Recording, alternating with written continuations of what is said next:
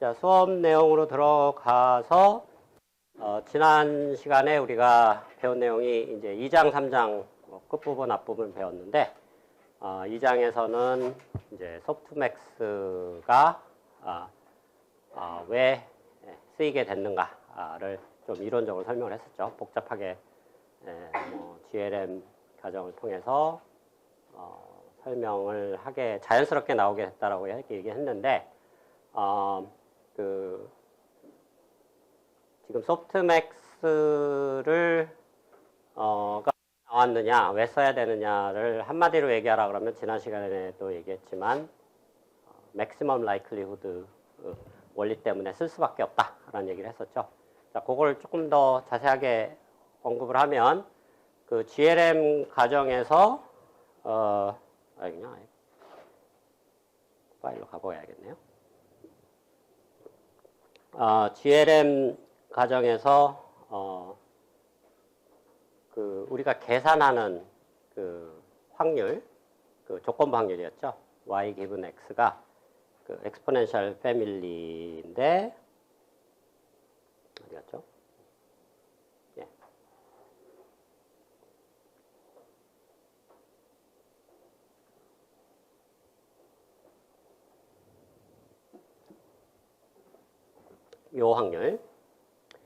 요 확률이 결국은 우리가 계산했던 게 지난 시간에 이런 형태로 주어졌던 거죠. 뭐 엑스포넨셜하고 뭐 t 로그 어쩌고 저쩌고. 결국 뭐냐면 맥시멈 라이클리후드라는 거는 라이클리후드라는 게 이 조건부 확률이라고 그랬죠. 그래서 조건부 확률을 최대화하는 게 결국은 모든 머신러닝의 목적이라고 얘기를 했으니까 그런 관점에서 보면 이 확률을 계산해서 이 확률을 최대화하는 것이 결국은 머신러닝의 목적인데 그 확률을 계산해 봤더니 그냥 자연스럽게 이렇게 소프트맥스 형태로 나왔다라는 얘기입니다. 그래서 라이클리후드를 계산하다 보니까 자연스럽게 소프트맥스가 나왔다고 요약을 할 수 있다는 얘기죠. 자, 그리고 이제 우리가 3장으로 넘어가서 뭐 간단하게 히스토리를 받고 이제 SGD를 딥러닝에 활용하기 위해서 이제 어떤 식으로 약간 좀 더 모디파이를 해야 되는가를 받고 기본 원리는 간단하다고 그랬죠. 여러분들이 고등학교 때 배웠던 합성함수 미분법이 기본 원리다 라는 얘기고 디테일로 들어가면 뭐 복잡한 게 많지만은 그게 전부였고 자 그래서 이 3장을 배우기 전에 맞아 하나 뭐 얘기를 코멘트를 할 게 있다 그러면은 뭐냐면은 자, 3장을 왜 배우느냐 또 한번 생각을 해볼 필요가 있다는 얘기죠. 뭐 텐서플로우나 파이토치 같은 걸 이미 다뤄본 사람들도 있을 텐데 이미 다뤄본 사람들 있나요? 손 들어보세요. 많을 것 같은데. 예, 그렇죠? 예. 궁금해서 그런데 여기 전기, 전자, 컴퓨터가 아닌 학생들 손 들어보세요. 전공이. 꽤 많네. 보통 무슨 과들이에요? 여기 쭉 한번 얘기해봐요. 여기 영역에서만. 네? 기계과. 거기. 다른 사람 손 들었던 사람들 얘기해봐요. 또 뒤에. 네, 기계과 많고. 저 뒤쪽은? 네? 네. 기계가 많네. 이쪽은 무슨 과예요? 네. 혹시 문과 쪽인 사람들도 있나요? 손 들어보세요. 궁금해서 물어보는 거. 무슨 과예요? 지리학과 여기는. 네, 오케이. 네. 근데 교육학한테 왜 들어요? 그냥 궁금해서 물어보는 거예요. 학습에 관심이 있어서. 지리과는 왜 들어요? 네? 연합전공 하고 있어요. 연합전공? 오케이. 자, 그래서 파이토치 텐서플로우로 다시 얘기 돌아. 그게 이제 뭐 조교도 한번 특강을 했고 앞으로 몇 번 수업 시간에도 한번 그 예제 코드로 제가 데모 같은 것도 좀 뭐 수업 중간에 데모를 할 예정입니다. 어쨌든 텐서플로우나 파이토치를 써본 사람은 다 아는 얘기겠지만 거기서는 그 딥러닝 네트워크를 구조만 디파인을 하고 그냥 돌리면 됩니다. 근데 이제 나중에 좀 자세하게 이 3장에서 핵심적으로 다루는 내용인데 딥러닝의 학습 과정은 이 구조를 디파인하고 연산하는 과정만 있는 게 아니고 SGD를 적용하는 과정이 있다는 얘기죠. 백프로퍼게이션이라는 부분이고, 백프로퍼게이션은 지금 뭐 지난 시간, 이번 시간 통해서 이제 배우고 있는 거고, 근데 재미난 사실은 이 백프로퍼게이션을 여러분들이 코드상에서 전혀 구현할 필요가 없다는 얘기입니다. 왜냐하면 뭐 역설적이긴 하지만 이 텐서플로우 파이토치들이 스마트해갖고 알아서 다 해준다는 얘기입니다. 그러면 뭐 알아서 다 해주는 걸 도대체 우리가 왜 배워야 되냐 이렇게 이제 궁금해할 수가 있는데, 그래서 이 과목이 전공자들을 위한 과목입니다. 비전공자들은 사실 그거 몰라도 됩니다. SGD가 어떻게 구현이 되고 백프로퍼게이션이 어떻게 되고 그냥 갖다 쓰면 되니까. 근데 전공자들은 어떤 짓을 해야 되냐면 이걸 가지고 나중에 실제로 반도체를 만들고 실제로 설계를 해야 됩니다. 그리고 최근에 뭐 이번 정부 들어 특히 그렇지만 반도체 관련된 또는 AI 반도체 관련된 산업을 엄청나게 육성을 하고 있고, 뭐 저도 그거에 이러한 혜택을 받아서 한 60억짜리의 반도체에 AI 학습 자동화하는 이런 과제를 뭐 수행을 하고 있는데, 어쨌든 그런 데서 하려면 반도체 레벨로 내려가면은 파이토치나 텐서플로우를 쓸 수가 없다는 얘기예요. 하이 레벨 랭귀지들이니까 직접 여러분들이 이제 백프로퍼게이션 하는 걸 직접 다 구현을 해야 된다는 얘기예요. 그러려면 백프로이 어떻게 구현이 돼야 되는지 그거를 정확하게 알아야 된다는 얘기입니다. 전공자들은. 그래서 이게 전공자들 수업인 이유가 바로 이 3장, 4장인 데 있고, 사실 3, 4장은 전공자가 아닌 사람들은 몰라도 되는 내용들입니다. 그렇지만 전공자들은 꼭 알아야 되는 내용이다. 이렇게 여러분들이 여기 AI 반도체 연합 전공도 있나요? 손 들어보세요. 예, 이 학생들은 반드시 알아야 되는 내용이다라는 얘기죠. 3장 내용이. 그래서 이 백프랍이 실제로 반도체 상에서 어떻게 구현이 돼야 되는가를 하려면은 정확하게 그 원리를 알고 있어야 된다라는 얘기입니다. 그래서 여기서 배우는 내용들은 사실 뭐 텍스트북에도 없고 뭐 인터넷에도 없고 완전히 새로운 제가 만들어 놓은 그런 기본적인 원리입니다. 그래서 좀 어떻게 보면 상당히 그런 독창적으로 이 백프랍을 설명하는 방법론이니까 여러분들이 잘 배워놓으면 아주 유니크하게 잘 쓸 수 있다라는 얘기고요. 그래서 그런 관점에서 여러분들이 3장을 바라보면 되겠다라는 얘기고, 이제 지난 시간에 우리가 결국은 딥러닝도 그렇고 머신러닝도 그렇고 모든 연산은 디지털 컴퓨터에서 일어나고 마찬가지입니다. 뭐 GPU에서 일어나는 연산도 다 디지털 컴퓨테이션이고, 결국은 디지털 컴퓨테이션이 뭔가 생각해 보면 뭐 논리 연산도 있지만 그런 거는 좀 이따 다루고 가감 숭제입니다, 결국은. 근데 또 조금 더 깊이 들어가 보면 덧셈하고 곱셈만 하면 된다는 얘기죠. 왜냐하면 뺄셈은 앞에 마이너스 붙여서 덧셈하면 되는 거고, 나눗셈은 역수 취해갖고 곱셈하면 되기 때문에, 그래서 덧셈과 곱셈에 대해서만 이 그레이디언트 디센트 또는 백프로퍼게이션 어떻게 하는가를 여러분들이 정확하게 알고 있으면 어떤 복잡한 딥러닝 네트워크가 나오더라도 여러분들이 사실 심지어 손으로 다 계산할 수가 있습니다. 그래서 비전공자들은 이걸 못한다는 얘기죠. 이런 걸 안 배우면.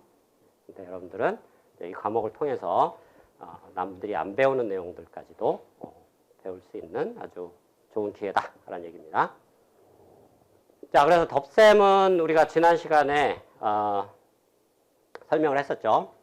어떤 그레디언트가 계산이 돼서 이렇게 덧셈을 이렇게 그래피컬하게 표현한다 그랬죠. 두 개의 입력이 들어오고 그게 더해져서 나갈 때 그레디언트가 또는 미분이 뒤에서 계산돼서 전달되면 전달될 때는 빨간색 화살표로 반대 방향으로 가는데 똑같은 값이 그대로 전달된다라는 게 지난 시간에 얘기했던 겁니다.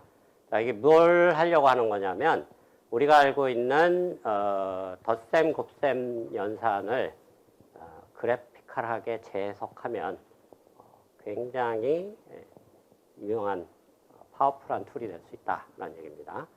그래서 덧셈, 곱셈의 미분은 여러분들이 고등학교 때 다 알고 있던 거지만 새로운 관점에서 볼 수 있다는 얘기죠. 그리고 이 새로운 관점이 사실은 백프로파게이션을 이해하는데 굉장히 도움이 된다라는 얘기입니다.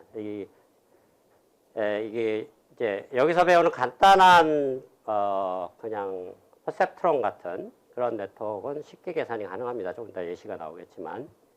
근데 이제 좀 이따 뭐 6장, 7장에서 배우는 CNN 가면 엄청나게 복잡해집니다. 그러면 거기서 백프랍이 어떻게 전달되는가? 이거를 이해하려면 이 3장을 여러분들이 모르고는 도저히 이해가 불가능합니다.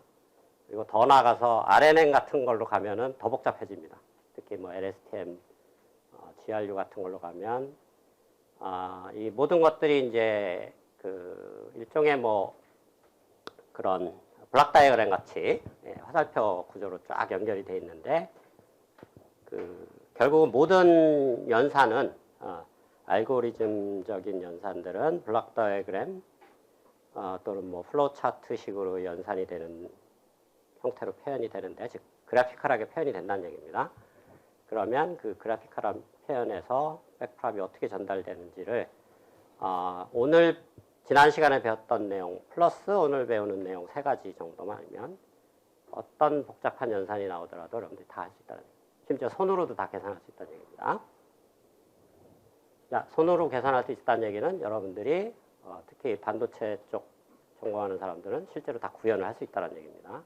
그래서 이게 어떻게 보면 이 3장이 예산을 투입하는 걸로 보면은 100만 불짜리 수업이다 이렇게 얘기할 수 있습니다. 엄청난 예산과 그 다음에 그런 투자들이 들어가고 있는 분야다라는 얘기입니다. 그래서 이게 가볍게 볼 일은 아니라는 얘기입니다. 자, 그럼 곱셈으로 넘어가 볼까요? 자, 동일한 구조인데 U, V가 인풋이고 곱하면 아웃풋 지식 곱셈으로 넘어가죠.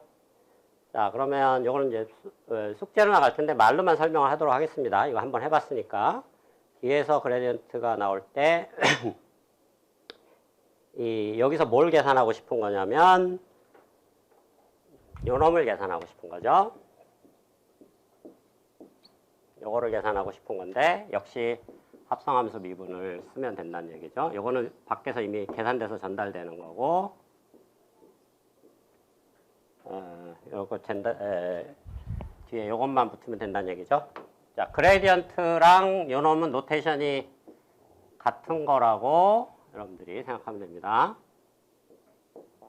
요거 생각을 해보면 짓은 UV인데 자, 여기서 하나 가정이 있습니다. U하고 V가 곱해질 때 U 관점에서 보면 V가 뭐가 올지 모르니까 V를 그냥 상수로 취급해버리면 됩니다. 그러면 상수 곱하기 어떤 변수가 있을 때 곱셈에 대한 미분은 상수는 그냥 밖으로 튀어나가면 되는 거죠. 자, 이거 상수처럼 취급하면 U에 대해서 미분해버리면 V만 남죠. 자, 뭔 얘기를 하는 거냐면 그레디언트가 전달되는데 이놈이 뒤쪽에서 전달되고 거기다가 내가 아닌 다른 놈, 곱해지는 놈을 갖다 곱하면 된다. 그래서 좀 굉장히 이상한 구조인데 그레디언트가 전달될 때 내 자신의 그레디언트를 계산하려면 내가 아닌 다른 놈을 갖다 곱해야 된다. 여기도 대칭적이니까 마찬가지겠죠. UV는 서로 교환이 역할을 교환하면 똑같은 역할을 해야겠죠. 마찬가지 관점에서 보면 요놈에 대한 미분은 상대방을 앞에다 곱하고 그대로 갖다 온다. 사실은 지난 시간에 배운 것과 요것 그러니까 덧셈과 곱셈에 대한 미분 뭐 사실은 거의 고등학교 1학년 1학년 수학이죠. 그렇지만은 이게 거의 백프로파게이션의 거의 핵심적인 아이디어라는 얘기입니다. 그거를 근데 이제 중요한 점은 뭐 다 고등학교 때 배웠던 내용인데 그래피컬하게 재해석을 하면 이렇게 표현할 수 있다는 얘기고 이게 굉장히 파워풀한 툴이 된다는 얘기입니다. 그래서 이 부분을 잘 기억해서 앞으로 여러분들이 계속 활용을 할 거고요. 자, CNN 같은 데서 이런 것들이 이제 많이 등장을 하는데요. 뭐냐면 현재 레이어에 있는 인풋이 우리가 지난 시간에도 아마 그런 구조가 있었던 것 같은데, 여기 있네요. 예를 들면 현재 요 레이어의 인풋이 동일한 인풋이 요 놈에도 전달되고 요 놈에도 전달되죠. 그래서 요 관점을 보면 동일한 인풋이 목적지에 두 군데 전달됩니다. 이거는 사실 연산은 없는 거죠. 그냥 전달만 되는 건데, 이런 상황에서 여기서도 그레디언트가 계산되고 여기도 그레디언트 계산돼서 이 두 패스로 전달이 돼야 되는데 전달된 놈을 어떻게 처리해야 될지가 문제가 될 수가 있습니다. 그런 상황이 실제로 많이 발생한다는 얘기죠. 이런 그것을 이제 그래프 이론에서는 커먼 소스라고 합니다.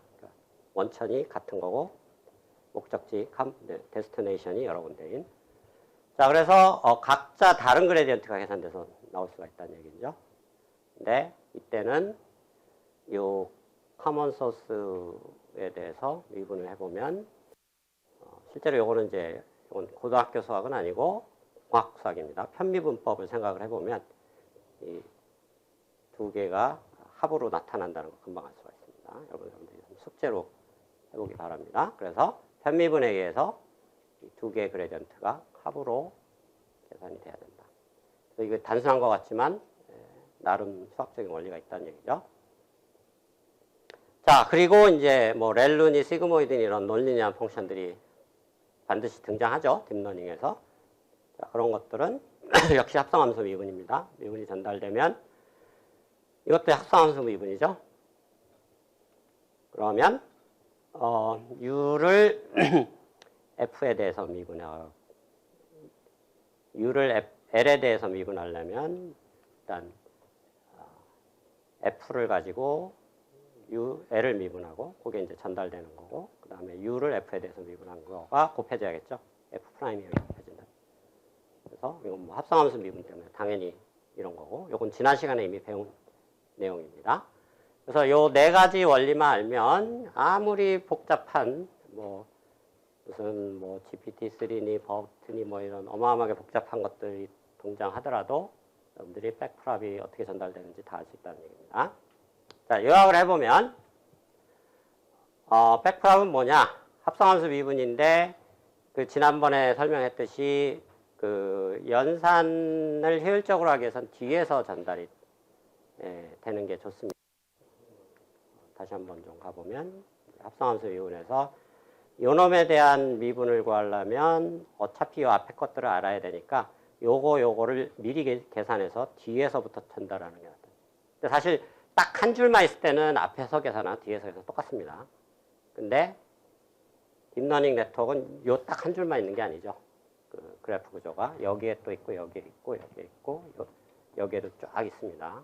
병렬적으로. 그 말은 여기에 계산됐던 그레디언트가 이쪽으로도 전달되고 재활용이 돼야 된다는 얘기죠. 그러다 보면 앞에서부터 계산하면 자꾸 중복 계산을 해야 되는데 뒤에서 계산하면 한 번만 계산하면 그걸 재활용할 수가 있다는 거예요. 그래서 당연히 연산의 효율상 뒤에서 앞으로 계산하는 게 효율적일 수밖에 없다는 얘기입니다. 그래서 백프로퍼게이션을 한다는 얘기죠. 그래서 뭐 단순한데 굉장히 중요한 사실입니다. 뭐냐면 지금 이 모든 연산자들이 이 화살표가 있죠. 그래서 화살표, 이 파란색으로 표현된 놈들을 포워드 패스라고 합니다. 특히 인퍼런스 할 때는 무조건 포워드만 계산합니다. 인퍼런스 때는 SGD 계산 안 합니다. 왜냐하면 트레이닝이 아니기 때문에 SGD는 트레이닝에서만 계산한다는 얘기죠. 근데 SGD는 이제 거꾸로 가야 된다 그랬죠. 빨간색으로 표현되는데 거꾸로 가는데 재미난 사실은 모든 포워드 패스, 즉 파란색 화살표의 반대 방향으로만 움직입니다. 그래서 굉장히 막 그래프가 엄청나게 복잡하게 얽혀 있는 것들이 나중에 이제 여러분들 배우게 됩니다. 뭐 LSTM 뭐 이런 것들이 막 지그재그로 왔다 갔다 하는데 반드시 화살표 방향이 있습니다. 근데 잘못 실수를 하면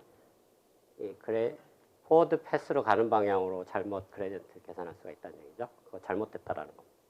항상 이 포워드 패스의 반대 방향으로 움직인다. 그 부분을 뭐 당연한 것 같지만 이게 실제로 적용해보면 당연한 게 아니기 때문에 여러분들이 꼭 기억을 하기 바랍니다. 그래서 포워드 패스에 항상 반대로 움직인다라는 거. 그 다음에 이제 덧셈, 곱셈, 카먼 소스 다 우리 원리 알았죠? 그 다음에 넌리니어 펑션, 이 네 가지 원리를 하고 화살표의 반대 방향으로 움직인다.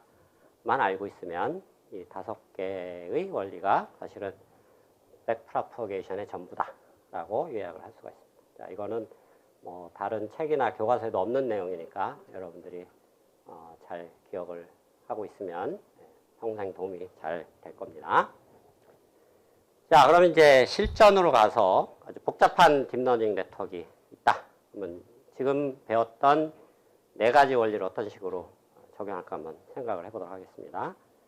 자, 인풋 레이어, 첫 번째 레이어, 두 번째 레이어인데 두 번째하고 세 번째 레이어 사이에 이 W라는 이제 커넥션 지난번에 정의를 내렸었죠. 각각의 화살표에 이게 W12, W12, W13 이런 식으로 구성되는 행렬이라고 그랬죠.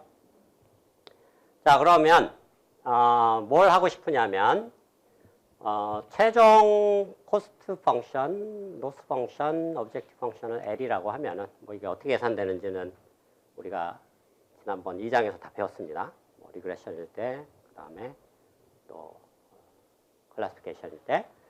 그래서 요거에 대한 미분을 요 변수 H1, H2, H3, H4에 대해서 계산하고 싶다라는 얘기입니다.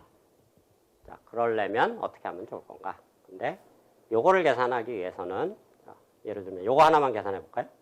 그러면 요렇게 연결이 되어 있으니까 자, 요게 이제 카먼 소스가 된 거죠. 지난번 바로 직전에 배운 거에 세 개의 커먼 소스가 있는 거고 각각에 대해서 요놈에 대한 미분, 합성함수 미분 한 겁니다. 자, 그래서 첫 번째들은 우리가 원하는 그레디언트고 그 다음에 요 H1과 T1 사이의 미분을 생각해 보면 H1에다가 W11을 곱한 게 T1이죠. 그래서 아까 배웠던 곱셈에 대한 미분 원리로 생각해 보면 자기가 아닌 다른 놈을 갖다 붙이면 된다고 그랬죠. 자기가 아닌 다른 놈이 여기 곱해진 겁니다.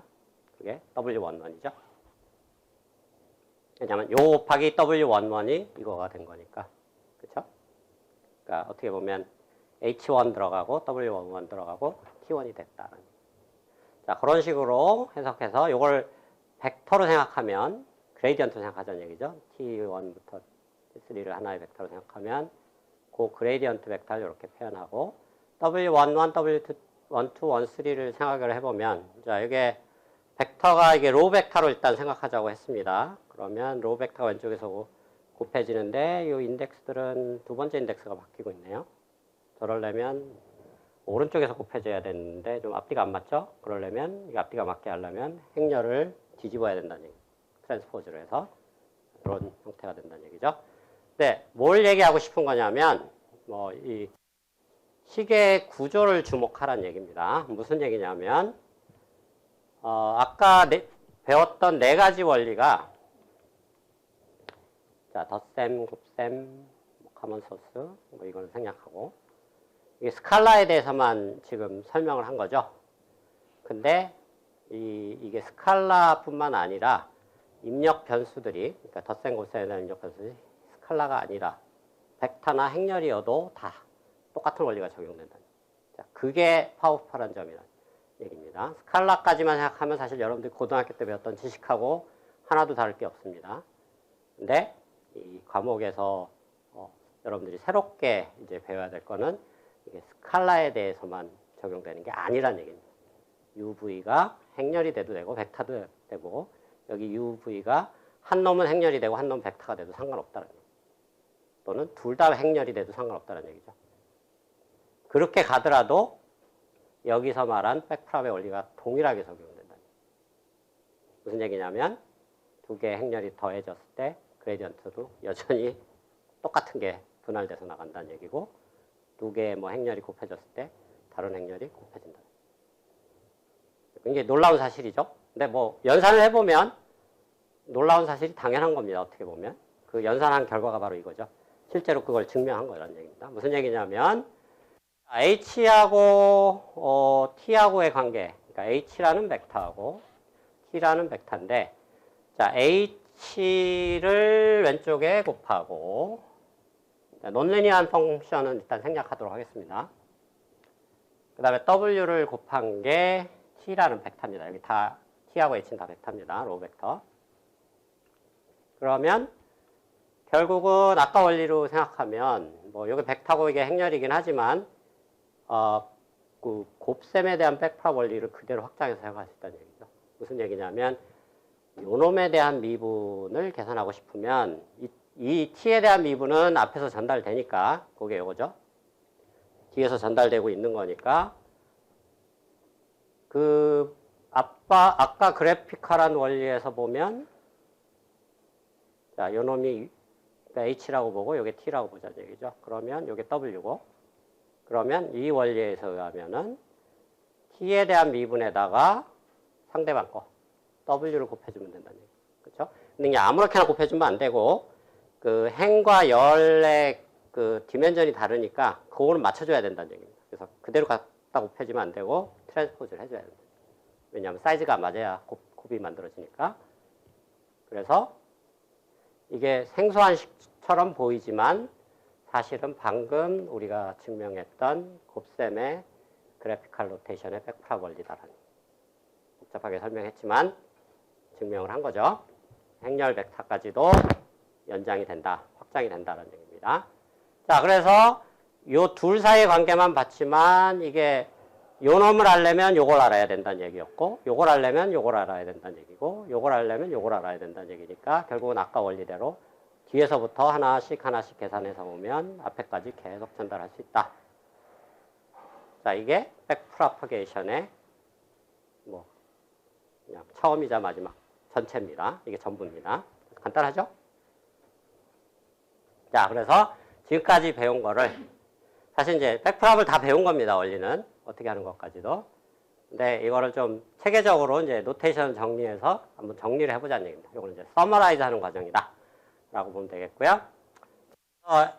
라지 L개의 레이어를 갖는 일반적인 네트워크, 이렇게 모든 인풋 노드가 모든 아웃풋 노드에 연결되어 있는 이런 네트워크를 fully connected 네트워크라고 합니다. 어떨 때는 FCN이라고 부르기도 하고요. 자, 그래서 라지 L개의 레이어가 있다고 치면은 이게 라지 L번째 마지막 레이어다라고 치고, 그러면 중간에 스몰 L번째 레이어를 인풋 노드하고 뒤에 곱해지는 행렬과 바이어스 상수 텀까지 포함하면 이렇게 디파인 할 수 있다는 얘기죠. 인풋 노드까지 포함합니다. 그래서 여기에 이렇게 짝대기를 그어놓는 이유는 논리니어 펑션 직전에 리니어한 부분을 GL이라고 부르고, 뭐 렐루 같은 걸 통과시킨 거를 그 직후를 A라고 부르자. 그래서 보통 이제 용어로 논리니어 펑션 직전에 그 변수를 프리 액티베이션이라고 부르고, 논리니어 다음 거를 포스트 액티베이션이라고 합니다. 그래서 뭐 용어를 여기서 한번 정리할 수 있고, 자, 이 포스트 액티베이션 값에다가 AL에다 여기 다 벡터입니다. 행벡터 WL을 오른쪽에서 곱하면 이제 다음 레이어의 프리 액티베이션이 되는 거죠. PTDEL 플러스 1. 자, 그 다음에 여기 델타라는 게 있는데, 델타가 별게 아니고 여기서 말하는 요 그레디언트들입니다. 네, 어느 그레디언트냐면 요 프리 액티베이션에 해당하는 그레디언트들을 델타 L이라고 부르자 라는 얘기입니다. 델타 L은 다르게 표현하면 GL을 로스 펑션에 대해서 미분한가. 이게 정의입니다. 그거 아니죠? 자, 그래서 이런 상황에서 지금까지 배웠던 원리를 가지고 쭉 적용을 해보면 이렇게 적용이 된다는 얘기죠. 이거 뭐 아까 A하고 관계. 자, 모든 거는 행벡터라고 가정을 한다고 그랬죠. 자, 그러면 이게 이제 백프로포게이션의 핵심 원리입니다. 뭔 얘기냐면 요 그레디언트는 L번째 레이어의 그레디언트하고 L 플러스 1번째의 그레디언트는 어떤 관계가 있느냐를 생각해 보면 결국 이거 별게 아니고 아까 배웠던 곱셈에 대한 백프롭 원리입니다. 무슨 얘기냐면 델타라는 Z라는 변수에 대한 그레디언트라고 그랬죠. 그러면 졸린 사람 잠깐 나갔다 오세요. 자, 그러면 델타라는 변수의 그레디언트인데 Z라는 Z는 A 곱하기 W로 주어졌죠. 그렇죠? 근데 A하고 Z는 거의 같은 겁니다. 그냥 거의 형제 관계입니다. 왜 그러냐면 그냥 논리니어 포션이 있냐 없냐 그 차이니까. 거의 같은 거라고 본다면 무슨 얘기냐면 그 A랑 Z를 일단 같은 거라고 본다 그러면은 나중에 이제 코렉션을 해줄 겁니다. 차이점. Z 곱하기 WL이 ZL 플러스 1이 된다는 거니까 결국 아까 곱셈의 원리를 그대로 적용하면 된다는 얘기죠. 무슨 얘기냐면 ZL에 대한 미분이 요 델타 L인데 이놈은 원래 위에서 오는 미분에다가 자기 자신이 아닌 상대방을 곱해주면 된다고 그랬죠. 그게 뭐? WL이죠. 근데 이게 앞뒤 이 AL의 디멘전은 로우 벡터니까 그쵸? 그 로우 벡터 앞에 나오면은 행렬은 뒤에 붙어야겠죠? 뒤에 붙어야 되는데 이 행렬이 뒤에 붙는데 요 놈의 그레디언트 디멘전은 이 WL의 칼럼의 디멘전하고 같습니다. 그래서 생각해보면 컬럼의 디멘전이 같은 거를 행렬을 왼쪽에 갖다 곱하면 이게 곱이 안 됩니다. 사이즈가 안 맞으니까. 제대로 하려면 트랜스포즈를 해줘야 됩니다. 그래서 아까 나온 식, 이 식이 그대로 적용된다는 얘기죠. W의 트랜스포즈가 전달되는. 그래서 딱 이렇게 계산이 된다는 얘기죠. 이전 바로 직후에서 전달되는 그레디언트의 현재 레이어의 행렬의 트랜스포즈를 곱해주면 이게 거의 전부 99% 계산된 거고, 자, 아까 G하고 AL, 그러니까 즉 프리액티베이션과 포스트 액티베이션의 거의 같은 건데 살짝 차이가 있다 그랬죠. 뭐 렐루라든가 뭐 시그모이라든가 이런 거에서 차이가 살짝 발생합니다. 그거를 액티베이션 펑션을 F라고 한다면 그 F에 대한 합성함수 미분을 여기다 곱해주는데 여기 동그라미 표시가 뭐냐면 요거는 벡터에 대한 곱을 얘기하는 게 아니고 엘레멘트 와이즈 곱입니다. 무슨 얘기냐면 여기 결과값이 행벡터하고 이 놈도 행벡터인데 벡터 엘레멘트끼리 그냥 엘레멘트 와이즈로 곱해주는 노테이션입니다. 내적이 아니란 얘기예요. 그 부분만 좀 조심하면 되겠습니다. 그 이유는 이 액티베이션 펑션들은 벡터의 연산이 이루어지는 게 아니고 각 노드별로 스칼라 연산을 하기 때문에 당연히 저렇게 할 수밖에 없다는 얘기입니다. 자, 그러면 액티베이션의 미분들은 우리가 이미 다 계산했었죠. 시그모이드는 그 결과값 곱하기 1 차기 이렇게 해서 그냥 곱해주면 되는 거고, 그 다음에 렐루를 쓴다 그러면 더 간단합니다. 렐루는 음수는 무시하고 양수는 그대로 통과시키는 거였으니까 양수인 경우는 그레디언트가 1이고 음수일 땐 그레디언트 제로죠. 이렇게 하면 되는 거고, 이제 보통 많은 학생이 질문하는 게 이게 렐루는 미분 가능한 게 아니고 제로에서는 어떻게 되냐 막 궁금해하는데 그건 좀 이따 얘기하겠습니다. 자, 그 다음에 이제 이게 핵심이죠. 결국 우리가 딥러닝을 학습시킨다라는 건 뭐냐 생각을 해보면 딥러닝의 파라메타를 학습시키는 거죠. 이런 것들을 트레이너블 파라메타라고 그러고, 여기서 핵심적인 파라메타는 딱 이 두 개입니다. 행렬하고 바이어스 텀, W하고 BL. 딥러닝의 최종 목표는 학습 관점에서 딥러닝 학습의 최종 목표는 WL과 BL의 미분만 구하면 그걸로 끝이 나버린다는 얘기죠. 그렇죠? 그러면 그걸 계산해보자 이런 얘기죠. W에 대한 미분. 자, 이것도 아까 그래피컬 로테이션을 확장해서 생각하면 엄청 쉬운 얘기입니다. 왜? W 곱하기 A 곱하기 W가 위에 미분이 된 거니까 미분에 해당하는 짓이 된 거니까 곱셈에 대한 상황이죠. 그럼 백프랍이 미분이 전달되고 W하고 A가 곱해졌으니까 위에서 미분 전달되는 거 델타 L 플러스 1에다가 자기가 자기 자신이 아닌 상대방이 A죠. 그러니까 A가 벡터입니다. 행벡터. 그렇죠? 행벡터랑 델타 L 플러스 1 곱하면 되는데 이게 둘 다 벡터니까 그리고 W는 행렬이죠. 두 개의 벡터를 곱해서 행렬을 만들려면 어떻게 하면 될까요? 질문을 해볼까요? 여기 학생, 커피라이트 학생. 행렬 두 개를 가지고 벡터 두 개를 곱해서 행렬을 만들려면 어떻게 하면 되죠? 제일 쉬운 방법이? 네?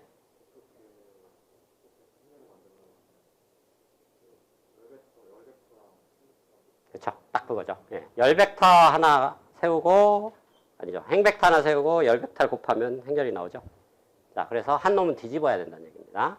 근데 W에 대한 디멘전은 이 컬럼에 해당하는 게 로우에 해당되는 거, 행의 개수에 해당하는 게 요놈의 디멘전입니다. 즉 행으로 세워야 될 놈은 델타 L 플러스 1이라는. 그렇죠? 반대가 헷갈리네. W에 대한 그러니까 컬럼이 이렇게 가야 되고 들어가야 되고 네, 맞네요. 네. 그러니까 델타 L 플러스 1이 되고 그 다음에 이제 오른쪽에 그 행벡터로 곱해줄게 A가 돼야 된다는 얘기죠. 그러면은 디멘전이 맞는 거죠. 그래서 반대가 되나? 헷갈리네. 잠깐만요. 아 이게 지금 W가 옆에서 곱해지는 거니까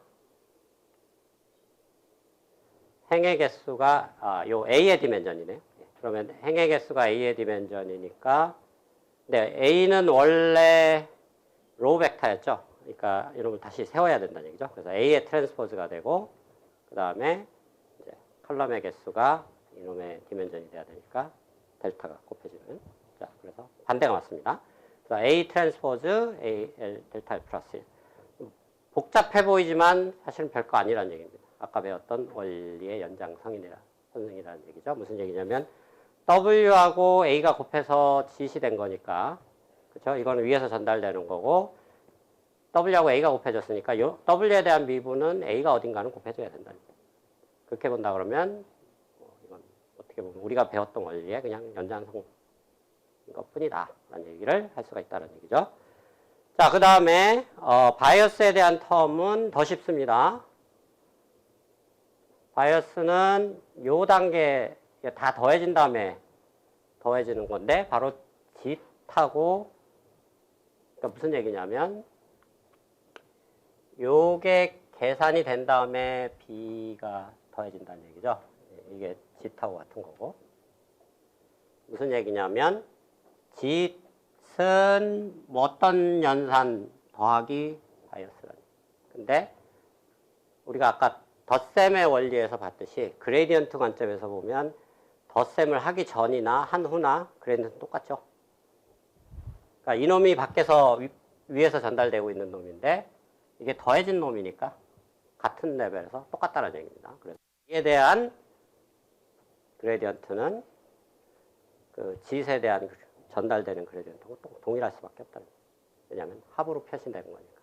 자, 그래서 다 복잡한 수식처럼 보이지만 다 단순할 수 있다는 얘기입니다. 아까 얘기했던 그 네 가지 그래피컬한 원리만 알면 뭐든지 다 해석이 된다는 얘기입니다. 자, 이게 이제 모든 걸 로우 벡터로 생각한 거고 반대로 모든 걸 칼럼 벡터로 생각하면 이 순서가 뒤집힙니다. W, H 이런 식으로. 자, 그렇게 해서 다시 이 알고리즘을 뒤집어서 생각할 수 있다는 얘기죠. 그러면 여기서 계산되는 이 수식들, 핵심적인 수식, 요거 세 개인데 다 뒤집으면 됩니다. 수식을. 그래서 W가 앞에 나오고 트랜스포즈 그대로 해서 델타 뒤로 가고 요놈도 델타가 앞으로 나오고 A가 뒤로 가고 아까 컬럼 벡터를 생각해서 좀 헷갈렸었는데 이거는 아무것도 뒤집을 거 없으니까 그대로 가고 그래서 보면 로우 벡터, 컬럼 벡터 순서만 뒤집히고 있죠. 로우 벡터, 컬럼 벡터 요식만 바뀌고 바뀌고 있습니다. 나머지는 다 똑같습니다. 자, 그래서 뭐 로우 벡터로 생각하든 컬럼 벡터로 생각하든 뭐 쉽다. 벡터합이. 그러면 이제 실전에 적용하려면 뭐 리그레션 클래시피케이션 같은 경우에 마지막 레이어가 아까 그림에서 보면 이게 마지막 레이어가 L이고 그걸 가지고 이제 최종 뭔가 프리딕션 하는 거 리그레션 같으면 그걸 뭐 하나로 다 더하는 뭐 그런 과정도 있을 수 있고 뭐 클래시피케이션 같으면 우리가 지난 시간에 배웠듯이 이 과정에서 소프트맥스가 연산이 됩니다. 그러면 여기서는 스칼라 값만 나오는 것처럼 보이지만 실제로 소프트맥스 같은 건 벡터로 나온다는 얘기죠. 어쨌든 뭐 그런 모든 상황을 다 고려했을 때 그 마지막에 연산되는 요것도 하나의 레이어로 볼 수 있다는 얘기죠. 이거를 L 플러스 1 레이어라고 보면은 그러니까 마지막 프리딕션 아웃풋입니다. 자, 그렇게 놓고 우리가 이제 GLM에서 배웠듯이 연산은 그 모델의 아웃풋은 평균으로 본다고 그랬었죠. 디스트리뷰션에. 그러니까 클래시피케이션이고 리그레션은 더 쉽습니다. 그냥 모델 아웃풋 자체가 스칼라 값이 그냥 자기 자신인 이런 상황이고 클래시피케이션은 그거의 평균인데 P값들이고 소프트맥스로 뭐 구해지고 뭐 그렇다라는 얘기입니다.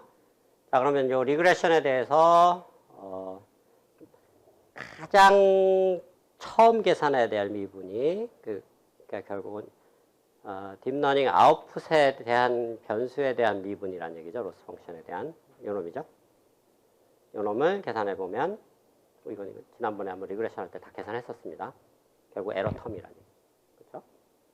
소프트맥스는 마지막에 대해서 L에 대해서 미분하는데 이거는 잠깐 복잡한 게 중간에 소프트맥스가 끼어 있다는 얘기입니다. 디터미니스틱한 펑션이 끼어 있어서 그걸 합성하면서 미분을 해보면 우리가 GLM에서도 증명했듯이 리그레션 그 다음에 클래시피케이션 동일한 구조가 나온다 그랬죠. 그 미분 텀이 거의 동일한 구조가 나옵니다. 근데 다른 점은 여기서는 다 스칼라인데 이놈은 벡터라는 얘기죠. P도 확률 벡터로 나오고 P1부터 PK까지 TY는 K 디멘전의 원합 벡터라고 그랬죠. 원래 K-1이었는데 그냥 하나 갖다 붙인다 그랬습니다. 편의상. 그래서 놀랍게도 우리가 실생활에 딥러닝을 적용할 때 거의 99%는 다 이 리그레션 아니면 클래시피케이션입니다. 그래서 실생활에 실제 실용적인 딥러닝을 구현할 때 관련된 백프로파게이션 알고리즘을 여러분들이 다 배운 겁니다. 이걸로 끝. 네, 여러분들이 하산해도 됩니다. 알고리즘만 이해하려면 그걸로 하산해도 되는데 그러면 딥러닝의 핵심은 알고리즘의 이해냐? 라고 질문을 던지면 놀랍게도 그게 아닙니다. 답이. 알고리즘의 이해는 여기까지 배운 것처럼 상당히 쉽습니다. 다음 챕터까지도 조금 더 배우긴 하는데 4장에서는 이제 요 SGD를 조금 더 뭐랄까요? 좀 고도화시키는 그런 작업들을 할 겁니다. 실전에 이제 적용하는 고도화 작업을 합니다. 기본은 똑같지만 기본 틀은 여기에 설명된 거가 그대로고 이거를 살짝씩 모디파이를 할 겁니다. 그게 이제 4장에서 배울 건데 알고리즘 이해만 끝나면 딥러닝 이해가 끝났느냐? 그거는 엄청난 착각이라는 얘기죠. 이게 뭐라고 비유를 해야 될지 모르겠는데 그 딥러닝의 중요한 핵심은 그 밑에 돌아가는 알고리즘이 아니고 이놈들이 어떤 식으로 실전에서 비헤이비어 하는가를 이해하는 겁니다. 그게 이제 우리가 5장에서 다룰 얘기죠. 그래서 그 5장에서 다루는 내용이 사실은 모든 이건 뭐 제 과목에서만 그런 게 아니고 제 개인적인 얘기도 아니고 모든 머신러닝, 딥러닝의 핵심적인 이슈가 됩니다. 그래서 어떤 이슈냐면 학습을 잘 시켜도 실전에 적용하면 제대로 안 되는 경우가 부지기수하다합니다. 그 원인이 도대체 뭔가 거를 원인 파악을 하고 그거를 해결하고자 하는 게 그게 모든 머신러닝, 딥러닝의 핵심이라는 거죠. 그래서 학습하는 알고리즘을 4장까지 배우는 거고, 근데 딥러닝은 그게 전부가 아니라는 얘기예요. 그거는 사실 전체에서 한 비중으로 치면 한 10%도 안 되는 거고, 전체에서 한 60, 70%가 중요한 게 학습을 했을 때 인퍼런스에 제대로 동작을 하게 만드는 게 더 중요하다는 얘기입니다. 지난번에 1장에서도 잠깐 얘기했지만 모든 AI 머신러닝의 핵심 목표는 학습이 아닙니다. 학습이 아니고 인퍼런스라는 얘기죠. 왜냐하면 실제 현장에 또는 실제 문제에 적용했을 때 성능이 잘 나와야지 학습 아무리 잘 된다고 해서 좋은 게 아니라는 얘기입니다. 뭐 비유를 하자면 이런 겁니다. 뭐 어떤 고3 학생이 열심히 참고서 열심히 공부해갖고 참고서에 있는 문제를 굉장히 잘 풉니다. 그래서 모의고사 점수는 엄청나게 잘 나오는데 실전에 수능을 봤더니 항상 점수가 안 나오더라. 이거는 제대로 공부한 게 아니죠. 그래서 4장까지 배우는 거는 사실 모의고사를 열심히 잘 준비하는 과정이라고 보면 되고, 이제 5장에서 정말로 다뤄야 되는 정말 중요한 이슈는, 즉 뭐 어떻게 보면 딥러닝 기초 이 과목의 핵심은 5장이라고 보는 게 맞습니다. 모의고사가 중요한 게 아니고 실전이 중요하기 때문에 모의고사에서의 성능을 어떻게 실전으로 가져갈 건가, 어떻게 수능을 잘 보게 할 건가, 그게 핵심이라는 얘기죠. 그래서 5장을 배워야 여러분들이 하산을 할 수 있다는 얘기죠. 4장까지는 맛보기다 라는 얘기입니다. 자, 그래서 지금까지 한 얘기를 그냥 간단하게 수도 코드라고 하죠. 그냥 말로 이렇게 코드 구조를 표현한 건데, 트리플 루프로 이루어져 있습니다. 우리가 지난번에도 1, 2장에서 얘기했듯이 트레이닝 데이터를 배치라 그랬죠. 이 배치가 워낙 크기 때문에 보통은 이걸 SGD 할 때 파티션을 해서 쓴다 그랬죠. 그걸 미니 배치라고 그랬습니다. 그래서 미니 배치 단위로 쪼개서 쓴다는 얘기고, 각 미니 배치별로 뭐 예를 들면 한 100개 정도의 데이터 엘리멘트들이 있다, 뭐 이미지들이 있다, 그러면은 그거별로 아까도 얘기했지만 어떤 딥러닝 구조가 있으면 어떤 구조? 이런 구조. 밑에서부터 위로 쭉 올라가는 구조 연산을 포워드 패스라고 한다 그랬죠. 그래서 재미난 사실은 SGD를 하기 위해서는 일단 먼저 포워드 패스를 해야 됩니다. 그래야만 그레디언트가 계산이 되기 때문에. 왜 그럴까요? 식을 보면 금방 압니다. 자, 요런 게 최종 목표라 그랬죠, SGD에. 자, 이걸 계산하려면 A를 알아야 되는데, A는 어디서 계산되느냐? 밑에서 계산되는 겁니다. 포워드 패스를 먼저 할 수밖에 없다는 얘기입니다. 그래서 딥러닝의 그 트레이닝 구조는 항상 이 포워드 패스를 먼저 하고 그 다음에 백워드 패스로 간다는 얘기입니다. 포워드 패스 생략하고 포워드 패스 생략하고 나 백워드 패스 먼저 할래 이렇게 하고 싶다고 해서 되는 게 아니란 얘기입니다.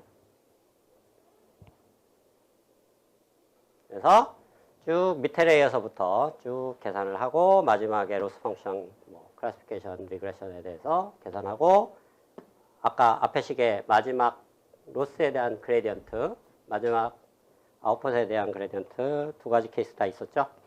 요거를 여기서 한번 계산하고, 그 다음부터 이제 우리가 방금 전까지 설명한 백 프로퍼게이션을 시작한다는 얘기죠. 뒤에서부터 쭉 내려온다. 자, 그래서 이게 뭐 실전 상황에서는 좀 뭐 디테일이 조금씩 달라질 수 있습니다. 기본 수학적인 구조는 이런데 이제 GPU를 쓰는 경우는 이 미니 배치들을 통째로 집어넣어 버릴 수가 있습니다. 여기서는 하나하나 데이터씩 처리하는 것처럼 되어 있는데, 요거를 뭐 텐서라고 부르는데, 이미지 같으면 이게 2디멘저널한 거였는데 여러 데이터들을 또 뒤로 쭉 쌓아갖고 3차원 어레이로 만들어서 한꺼번에 처리할 수 있어요. 그거는 뭐 하드웨어 구현적인 차이니까 어쨌든 알고리즘적으로 동일한 겁니다. 자, 그래서 재미난 사실이지만 딥러닝의 트레이닝 알고리즘을 다 배운 겁니다. 그렇죠? 쉽죠? 네. 질문 있나요? 여기까지? 너무 쉽나요? 아니면 적당히 쉽나요? 여기 학생. 네? 옆에 학생은? 네? 네. 자, 그래서 딥러닝의 트레이닝 알고리즘은 다 배운 거나 마찬가지입니다. 근데 아까도 강조했지만 모든 딥러닝, 머신러닝의 핵심은 트레이닝에 있다고 그러지 않았죠? 트레이닝 아무리 잘해봐야 헛수고란 얘기입니다. 모의고사 아무리 잘 보더라도 실전 수능을 못 보면 말짱 헛거죠. 딱 그 상황입니다. 그 관계에 대해서, 즉 모의고사와 수능 점수의 관계를 원인 분석을 하고 해결책을 찾는 게 이제 5장에서 배울 거라는 얘기고, 자, 그 전에 조금 더 이제 백그라운드적인, 조금 이것도 이론적인 부분이긴 한데 수학은 안 나옵니다. 어떤 부분을 생각할 수 있냐면, 이제 딥러닝은 그 레이어를 여러 개 쌓는 거라 그랬죠. 뭐 3개 이상 쌓으면 80년대는 굉장히 깊다고 생각해서 그때는 한두 개뿐이 안 쌓았으니까 286 컴퓨터 시대였으니까 상상을 못하겠지만 CPU가 20MHz로 돌아가고 있었습니다. 100배가 느렸다는 얘기입니다. 그러니까 지금 연산하는데 한 5시간 걸리면 80년대에 돌아가서 여러분들 타임머신 타고 돌아가서 돌리면 500시간이 걸린다는 얘기입니다. 어쨌든 그런 원인이 있었고, 나중에 배우게 되는 뭐 레즈넷이니 이런 것들 보면 막 100레이어가 넘어갑니다. 이제 딥하게 쌓아서 가는 구조들이고, CNN도 그렇고 RNN은 시간축에서 딥하게 쌓은 거라고 해석할 수가 있고요. 자, 그러면 뭐를 하나 좀 이제 언급하고 넘어가면 좋으냐면, 왜 딥하게 쌓아야 되는가에 대한 뭔가 이론적인 분석이라기보다, 뭐 이론적인 논문도 사실 굉장히 많이 나와 있습니다. 근데 그건 여러분들이 대학원 가서 배우고 그걸 자세하게 다루다 보면 한 학기 다 지나가니까 정성적으로 왜 딥하게 쌓는 게 좋은가를 좀 직관적으로 좀 이해해보자라는 얘기입니다. 그 전에 우리가 이제 그 액티베이션 펑션을 이렇게 그 유닛 스텝 펑션으로 하는, 그러니까 시그모이드 안 쓰고 하는 그런 네트워크를 퍼셉트론이라고 했었죠. 그러니까 이 퍼셉트론을 이용해서 그 딥러닝 네트워크의 비헤이비어를 이해할 수 있습니다. 어떤 관점에서? 자, 지금까지는 백프로포게이션 할 때는 가감승제 연산만 얘기를 했었죠. 근데 논리적인 연산도 할 줄 알아야 디지털 컴퓨터라고 할 수 있겠죠. 그러니까 뭐 AND, OR, 뭐 XOR 이런 오퍼레이션들을 할 줄 알아야 됩니다. 왜냐하면 논리적인 오퍼레이션도 굉장히 중요하니까. 그리고 실제로 그 이제 컴퓨터 공학의 아버지라고 불리는 튜링이라는 사람이 튜링 머신이라는 개념을 도입을 했는데, 튜링 머신의 구조로 이제 모든 가능한 알고리즘을 뭐 연산 또는 표현할 수 있다, 이렇게 할 수 있는데, 이미 그런 논문들이 나와 있습니다. 딥러닝 구조가 튜링 머신을 구현할 수 있다라는.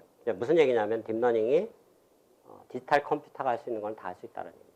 자, 왜 그렇게 할 수 있는지를 한번 이해해보자라는 얘기고, 자, 그게 목적이 아니고 그런 논리적인 연산을 가지고 딥러닝이 어느 정도까지 뭐라 그럴까, 레이어를 쌓아야 가능한 모든 연산을 가능한지를 한번 보자는 얘기죠. 자, 그래서 요게 인풋 레이어고 요게 그냥 첫 번째 레이어라고 보면 되겠습니다. 레이어가 뒤집혀 있습니다. 위에서 밑으로 내려온다고 생각하면 되고, 자, 엔드 오퍼레이션을 싱글 레이어 뉴럴 네트워크로 만들 수 있느냐? 만들 수 있다는 얘기입니다. 어떻게?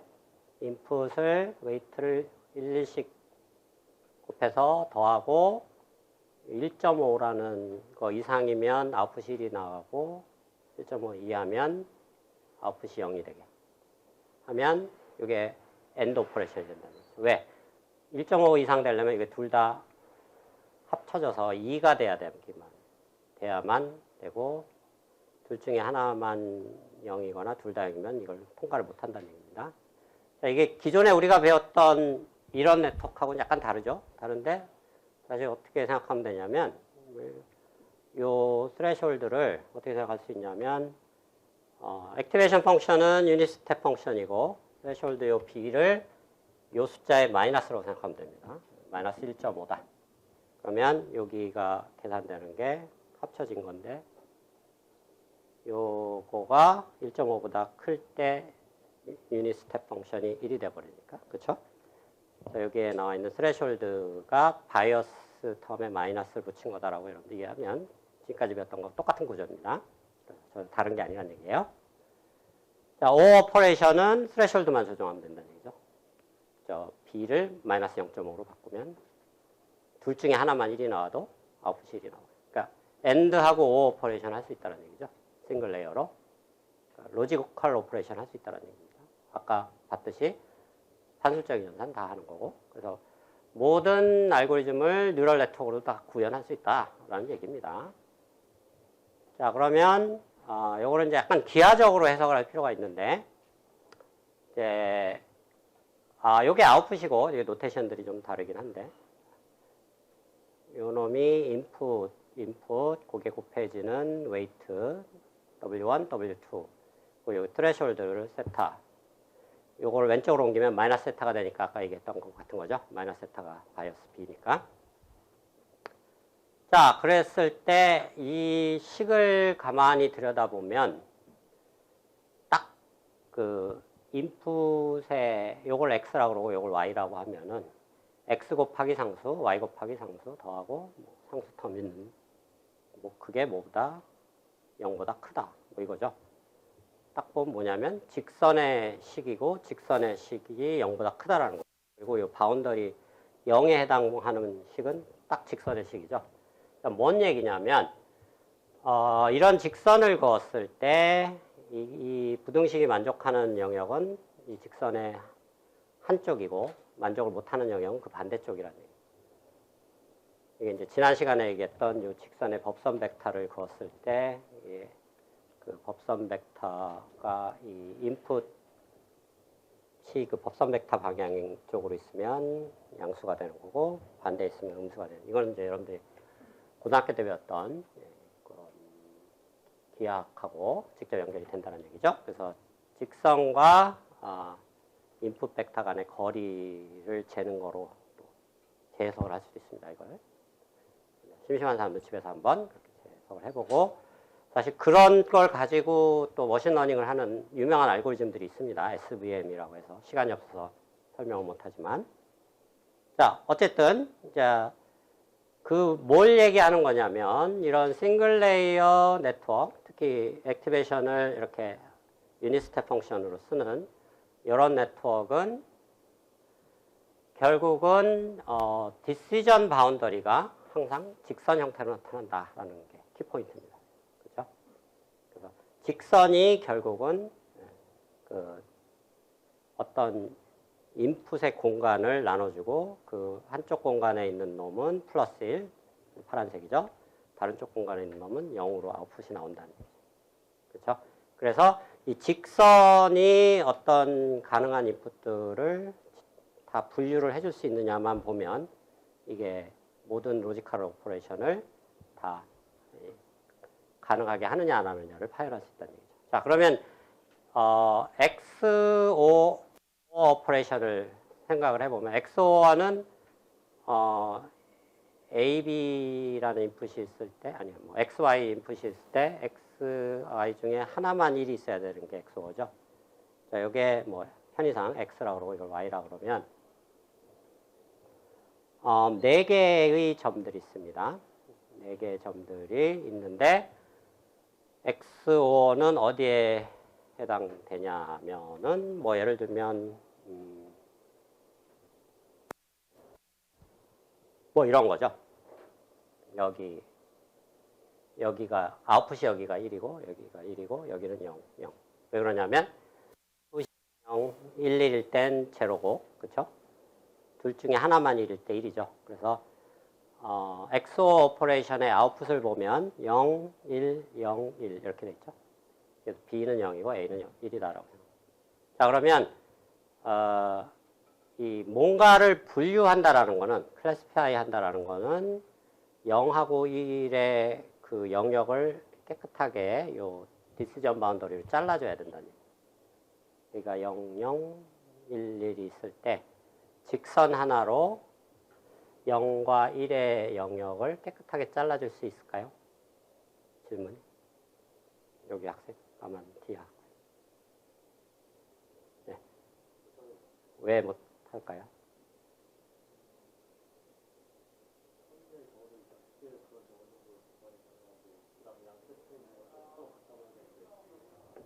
네, 하여튼 0, 0, 1, 1 있을 때 0하고 1을 직선 하나로 그룹핑을 할 수가 없습니다. 잘라줄 수가 없습니다.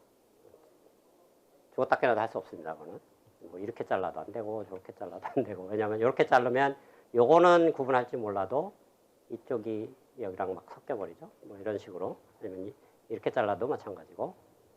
그러니까 어떤 직선을 가지고 잘라도 0, 1을 두 개의 같은 성분이 모여있는 집단으로 그룹핑을 할 수가 없다는 얘기입니다. 즉 무슨 얘기냐면 싱글 레이어 뉴럴 네트워크로는 XOR 로지컬 오퍼레이션을 구현을 못한다는. 그러면 뉴럴 네트워크 이거 안 되는 거 아니냐 이렇게 생각할 수 있는데, 자 싱글 레이어는 안 되지만 굿뉴스는, 배드 뉴스입니다. 그거는 싱글 레이어는 안 되지만 굿뉴스는 뭐냐면 싱글 레이어를 꼭 쓰라는 법이 없죠. 레이어를 하나 더 추가하면 가능해진다는 얘기입니다. 자, 그래서 요 얘기는 조금 이따 얘기하고, 예를 들면 아까 이렇게 싱글 레이어들이 있었는데 레이어를 하나 더 추가하자는 얘기죠. 네, 노드를 3개를 집어넣자는 얘기입니다. 그러면은 요게 하나의 싱글 레이어, 하나의 싱글 레이어, 하나의 싱글 레이어인데 각각이 디시전 바운더리가 그 직선인 놈들에 해당된다 그랬죠. 요놈에 대한 직선 요거, 요놈에 대한 직선 요거, 요놈에 대한 직선 요거. 그리고 각각 법선 벡터를 안쪽으로 향하게 만들어 놓으면, 그리고 여기를 우리가 아까 배웠던 3개 인풋에 대한 엔드 오퍼레이션으로 만들어 버리면 요 파란색 리전을 만들 수가 있다는. 그래서 이 투레이어는 이런 임의의 이런 다각형을 만들 수 있다. 여기는 히든 레이어라고 그러죠. 히든 레이어가 3개가 있으니까 삼각형이 나온 거고, 히든 레이어 4개가 있으면 사각형이 만들어지는 거고, 5개 있으면 오각형, 100개가 있으면 백각형이 만들어진다는 얘기예요. 자, 그러면 직선을 뭐 요렇게 자르면 삼각형이 요 대각선 요 점하고 요 점을 포함되게 이렇게 만들 수가 있는 거죠. 임의로. 자, 그렇게 되면 XOR이 그렇죠? 그래서 투 레이어를 쌓으면 이제 모든 논리 회로가 다 구현이 된다라는 굿뉴스가 된다는 얘기죠. 다시 돌아오고, 자 그러면 이건 뭔 얘기를 하는 거냐면 인풋 변수가 하나가 있을 때 불리한 펑션, 가능한 총 불리한 펑션의 가지수.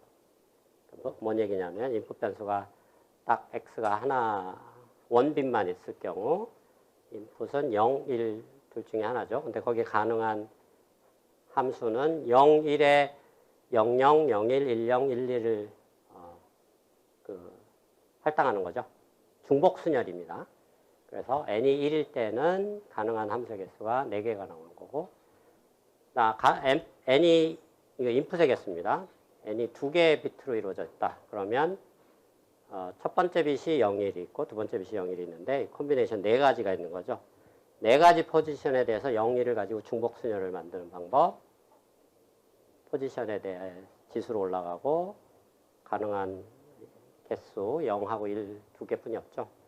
2의 4승 16개가 되는 거죠. 자, 이런 식으로 해보면 그 인풋의 개수는 2의 n승입니다. 그리고 거기에 중복 순열을 넣는 방법은 다시 또 2의 n승에 다시 2승이 올라가는 거죠. 그래서 이런 더블 엑스포넨셜 형태로 쭉 계산이 된다.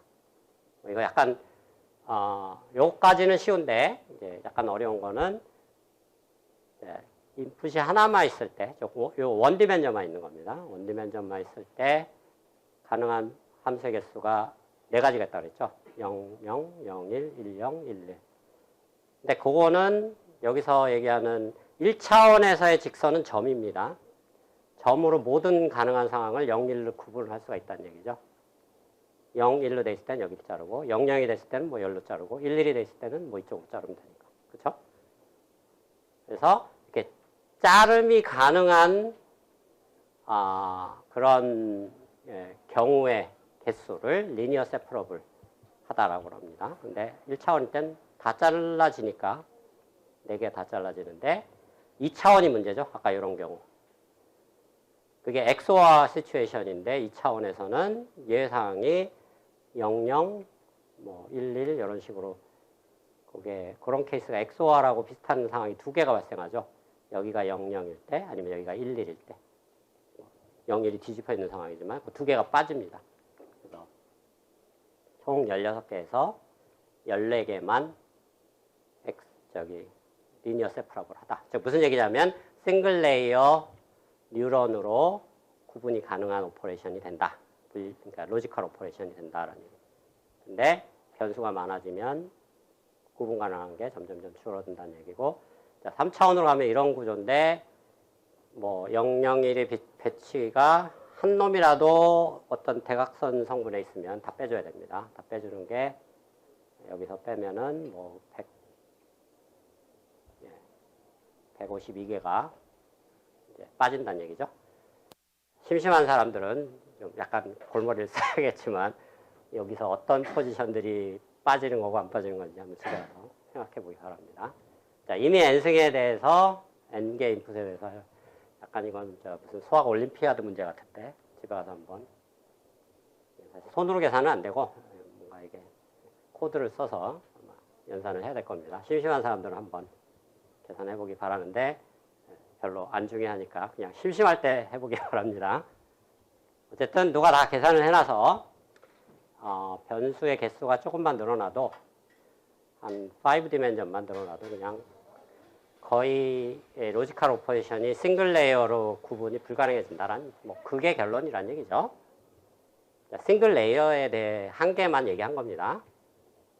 그러면 이제 싱글 레이어가 아닌 투 레이어로 가면 그 한계를 극복할 수 있다라는 게 이 다음 페이지의 얘기였고, 자 그러면 이제 여기가 투 레이어인데 하나 레이어를 더 집어넣자는 얘기죠. 자 위에 있는 거 여기 왼쪽에 하나 갖다 붙이고 위에 있는 것도 오른쪽에 하나가 붙여서 이거를 엔드 오퍼레이션으로 하면은 3레이어가 되죠. 그럼 예시를 들면 이런 겁니다. 왼쪽 구조는 요 큰 삼각형이고 오른쪽 구조는 요 작은 삼각형인데 법선 벡터 방향만 조절하면 이게 아주 임의의 이런 모양의 복잡한 구조를 다 표현할 수 있다는 얘기죠. 여기서는 뭐 삼각형만 썼는데 사실은 여기에 있는 노드의 개수를 늘리면 임의의 N다각형으로 바뀝니다. 그러니까 물론 어프락시메이션이긴 한데 폴리곤으로 어프락시메이션을 해야 되지만 스무스한 건 아니지만 거의 비슷하게 매칭을 시킬 수 있다는 얘기죠. 그래서 이런 3레이어로 가면 아무리 복잡한 뭐 이런 복잡한 데이터 바운더리가 있다 하더라도 중간에 뭐 구멍이 이렇게 뻥뻥 뚫려 있는 자 이런 디시전 바운더리가 있다. 여기는 1이고 여기는 1인 여기는 0이고 1인 이런 걸 구분해야 되는 게 사실 머신러닝 프로블럼입니다. 근데 이런 거를 키포인트는 뭐냐? 오늘 배우는 것의 키포인트는 딥러닝 레이어에 3레이어만 쓰면 아무리 복잡해도 저 구멍이 2개가 있는데 저게 뭐 3개, 4개, 뭐 100개가 있어도 상관없다는 얘기입니다. 히든 노드만 늘리면 되니까. 아무리 복잡해도 모조리 다 표현 가능하다. 자, 그럼 여기서 놀라운 결론이 나오는 거죠. 재미난 결론입니다.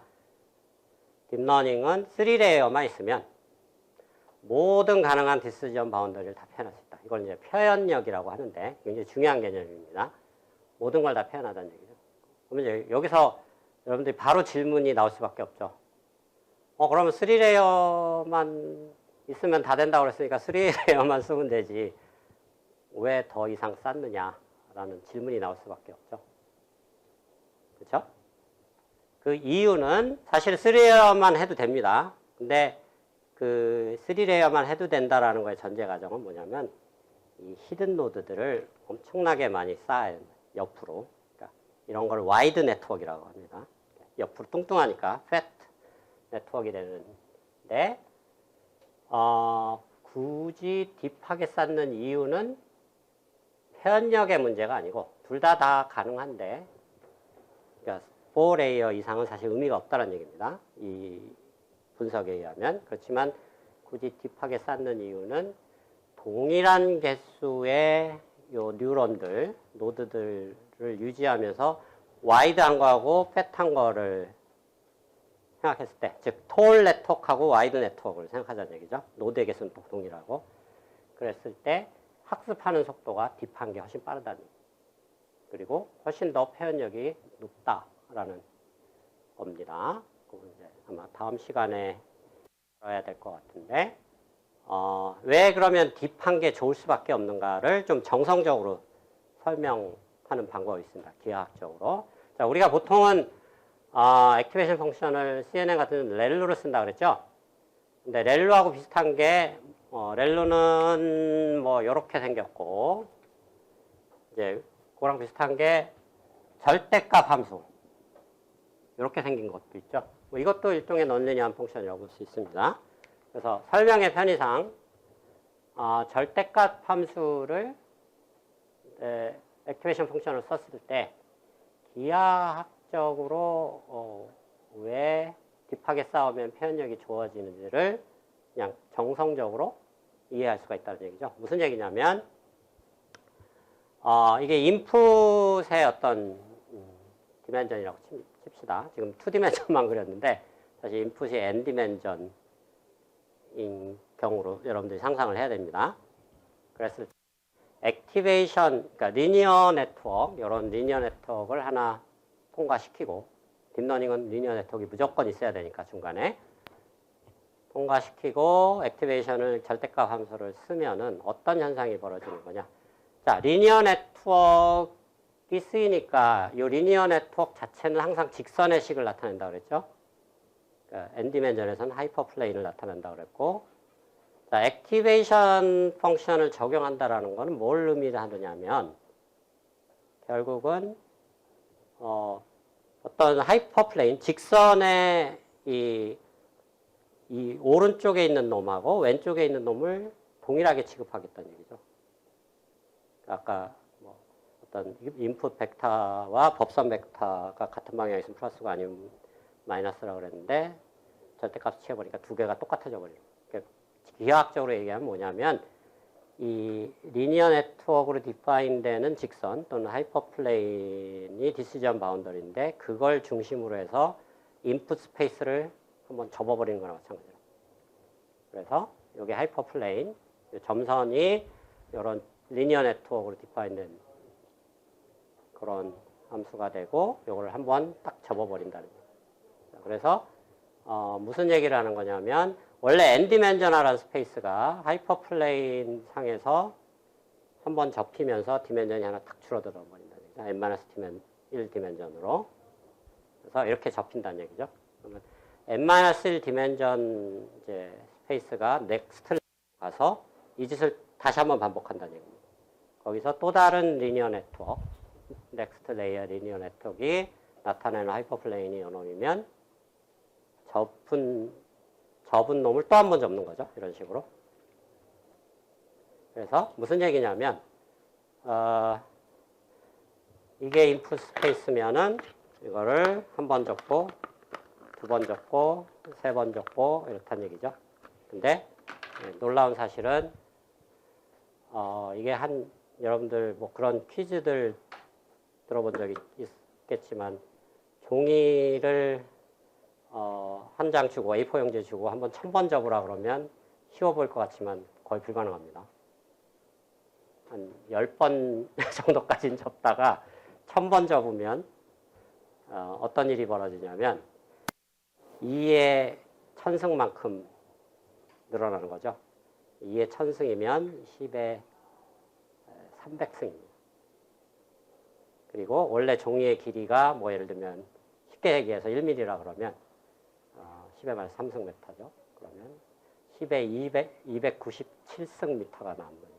그러니까 무슨 얘기냐면 A4 용지를 1000번 접으면 거의 뭐 우리 은하계의 거리보다 더 넓어지는. 무슨 얘기를 하고 싶은 거냐면 이렇게 접는 거 자체가 어마어마한 오퍼레이션이 엑스포넨셜한 그로스로 증가한다는 얘기고, 여기서 표현하고 싶은 거는 뭐냐면 접을 때마다 굉장히 복잡한 이런 디시전 바운더리들을, 그러니까 요걸 해서 이렇게 나눠주면 요 파란색 데이터하고 파란색 데이터를 구분해야 되는 이런 태스크가 있다 그러면 몇 번만 접으면, 2번만 접어도 이렇게 대략 한 3번 접어서 요렇게 디시전 바운더리를 나누면은 빨간색 점들하고 파란색 점들을 구분할 수 있어진다는. 그래서 뭔 얘기냐면 이 레이어를 늘린다라는 얘기는 표현력을 엑스포넨셜 증가시킬 수 있다라는 장점이 있다라는 얘기입니다. 그래서 요 부분을 다음 시간에 정리하고 이제 4장으로 넘어가도록 하겠고, 오늘은 여기까지 하도록 하겠습니다. 오늘 숙제 나가니까 한번 풀어보기 바랍니다.